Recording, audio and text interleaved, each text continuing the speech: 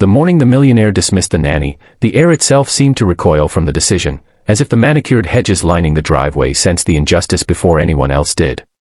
The suitcase wheels rattled softly against the stone path, and with every step the woman took away from the house, something fragile and unseen began to crack inside the walls she was leaving behind. What looked like a simple act of authority would soon unravel into a truth so raw that it would force a powerful man to confront the one thing money had never taught him how to face. If you believe in kindness, second chances, and the quiet power of doing the right thing even when it hurts, take a moment to like this video, comment your thoughts, share it with someone who needs hope today, and subscribe to the channel Acts That Matter, where stories remind us that humanity still matters. The man who owned the house had built his life on precision and control. His wealth was the kind that insulated him from consequences, the kind that turned mistakes into footnotes and emotions into inconveniences. He had earned his millions young, expanding a technology empire that rewarded decisiveness and punished hesitation. In boardrooms, his instincts were praised. In life, those same instincts had slowly emptied his home of warmth. His wife had left years earlier, worn down by absence disguised as provision, leaving him alone with a daughter too young to understand why her father was always present but never truly there. The nanny had arrived quietly 3 years before, carrying no expectations other than to do her job well. She learned the rhythm of the household, the child's fears and comforts, the way the house echoed at night when it was too quiet. She noticed things the father never did, like how the little girl hesitated before bedtime, afraid of the dark not because of monsters but because the silence reminded her of being alone. The nanny filled those spaces gently, with routine, patience, and a presence that asked for nothing in return. To the millionaire, the nanny was efficient, professional, replaceable. Or so he told himself. When small changes began to appear in his daughter, he noticed only the surface. The girl had become quieter around him, more watchful. Her laughter seemed reserved for moments he did not witness. Instead of curiosity, he felt irritation, interpreting the change as indulgence, softness, something he feared might make his child weak in a world he believed rewarded hardness. On the morning he decided to fire the nanny, there was no argument, no incident, no clear reason even he could articulate. He simply felt a loss of control over his household, and in his mind, removing her felt like restoring order. The decision was delivered coldly, efficiently, the way he closed deals and ended partnerships. He told himself it was necessary, that his daughter would adjust, that children always did. The nanny did not protest. She had learned long ago that dignity sometimes meant leaving without defending yourself. She packed her things slowly, her hands steady but her chest tight with a pain she refused to name. The child stood at the window, too confused to cry, sensing something terrible without understanding why it was happening. When the nanny stepped outside, the girl ran after her, reaching out with small hands that grasped at air, her face twisted with panic that no adult had taught her how to express. The father watched from the doorway, his jaw set, telling himself that this was discipline, not cruelty. Yet as the nanny walked away, he felt an unexpected hollowness, like a room suddenly stripped of furniture. He dismissed the feeling as weakness and turned back inside. The house changed immediately. Meals grew quieter. The girl stopped asking questions. She followed instructions perfectly, too perfectly, like a child afraid of making mistakes. At night, she began waking from nightmares, calling out for someone who was no longer there. The staff reported that she refused comfort, retreating inward in a way that no toy or treat could reach. The millionaire responded the only way he knew how. He increased security, hired tutors, scheduled activities. He filled the silence with structure, believing productivity could replace connection. But the more he tightened his grip, the further his daughter seemed to drift, her eyes carrying a sadness that did not belong to someone so young. Days later, as he prepared to leave for work, his daughter stood in the hallway, her small body trembling with a resolve that frightened him more than anger ever could. She looked at him with an intensity that stopped him mid-step. Her voice was barely above a whisper, but the words landed like a blow he had no defense against. She explained, haltingly, that the nanny was the only person who stayed with her when the lights went out, the only one who listened when she talked about missing her mother, the only one who held her when she cried quietly so no one would think she was ungrateful. The truth spilled out in fragments, but together they formed a picture he could no longer ignore. The nanny had become the emotional bridge he never realized his daughter was crossing alone. She had filled the role he assumed money had already covered. The reason the child had changed was not indulgence, but healing. And by firing the nanny, he had not restored order, he had shattered the one sense of safety his daughter trusted. For the first time in years, the millionaire felt something close to fear, not of losing wealth or power, but of having failed in the only role that truly mattered. His daughter's words echoed long after she retreated to her room, leaving him standing in the hallway, surrounded by luxury that suddenly felt meaningless. That day, he canceled every meeting. He sat alone in his study, confronting memories he had buried beneath success.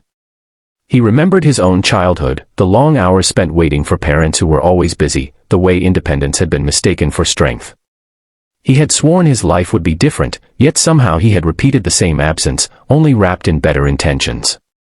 Finding the nanny again was not easy. Pride had kept him from asking too many questions before, and now it punished him with delay. When he finally reached her, the conversation was brief and unguarded. He offered an apology without justification, something he had rarely done in his life. He admitted he had been wrong, that he had failed to see what mattered. He asked, not demanded, whether she would consider returning. The nanny listened quietly, weighing the cost of reopening a door she had closed to protect herself. She agreed to meet, not because of the offer, but because she cared deeply about the child left behind. When she returned to the house, the reunion was wordless and overwhelming. The girl ran into her arms with a relief so profound it left everyone present struggling to breathe. From that moment, the house began to change again, but this time differently.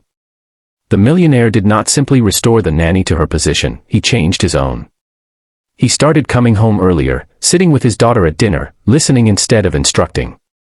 He watched how the nanny interacted with the child, learning from a kindness he once dismissed as softness. Slowly, awkwardly, he began to unlearn the belief that authority alone could replace love. The transformation was not instant. There were days when old habits resurfaced, when impatience threatened progress. But there was also effort, humility, and a growing awareness that real strength lay in presence.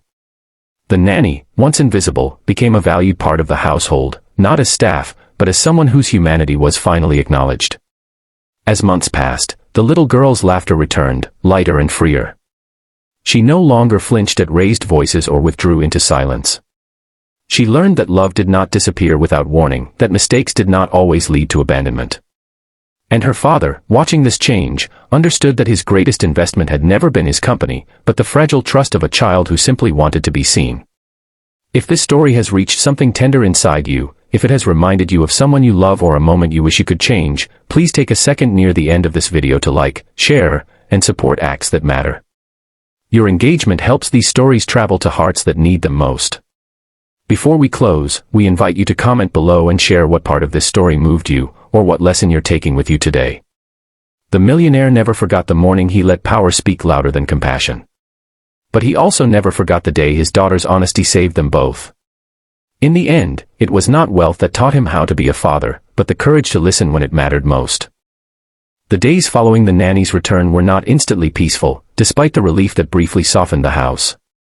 What lingered was a heavier silence, one born not from absence but from reckoning. The millionaire found himself awake long before dawn each morning, staring at the ceiling, listening to the quiet breaths of a house that no longer felt obedient, but fragile. Power had always given him certainty, yet now it only magnified his unease. He began to notice how easily he had confused control with care, and how quickly authority could erase trust when it refused to listen. The nanny resumed her duties with the same calm professionalism as before, but something fundamental had shifted. She moved through the house with a quiet awareness, careful not to overstep, yet unable to fully forget how easily she had been dismissed. Her kindness remained, but it carried boundaries now, shaped by the knowledge that stability could be taken away without warning. The child clung to her presence, not desperately, but deliberately, as if anchoring herself to something real in a world that had proven unpredictable. That attachment was no longer invisible to the father. It unsettled him, not out of jealousy, but out of shame for having underestimated its importance. He began observing moments he once ignored. He saw how the nanny knelt to the child's level instead of towering over her, how she explained rather than commanded, how patience did not weaken authority but strengthened understanding.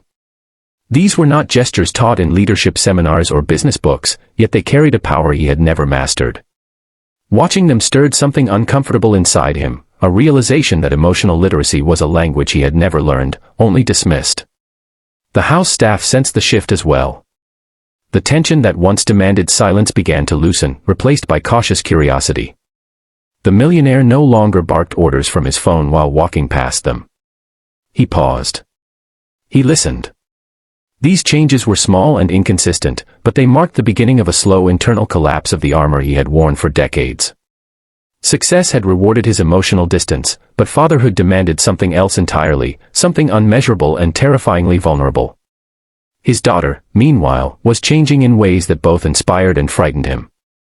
She began asking questions again, not just about school or toys, but about feelings, about why people leave, about whether love could disappear suddenly.